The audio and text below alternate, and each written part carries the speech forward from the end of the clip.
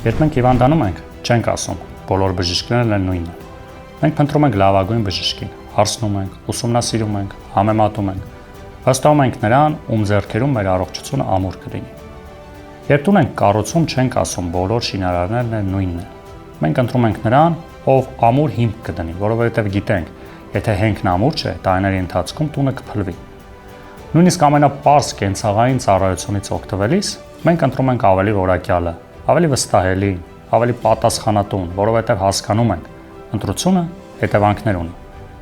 Բայց երբ խոսքը հասնում է քաղաքական գործիչներին, հանկարծ ասում ենք բոլորն էլ նույնն են։ Ոչ, բոլորն էլ նույնը չեն։ Նույնը չեն նրանք, ովքեր իշխանությունը դարձնում են անձնական շահի միջոց։ Եվ նրանք, ովքեր այն ընկալում են որպես ծառայություն հայրենիքի։ Նույնը չեն նրանք, ովքեր մտածում են հաջողել ընտրությունից ընտրություն։ Եվ նրանք, ովքեր ձգտում են կառուցել սերունդների համար։ Քաղաքական որոշումները ձևավորում են մեր երկրի անվտանգությունը, մեր տնտեսության ուժը, մեր երեխաների կրթությունը, մեր արժանապատվությունն աշխարհի առաջ։ Լավ քաղաքական գործիչ ընտրելը պարզապես քվեաթերթիկ լրացնել չէ։ Դա որոշում է, ինչպիսի երկրում ենք ապրելու մենք եւ ինչպիսի պետություն ենք թողնելու մեր երեխաներին։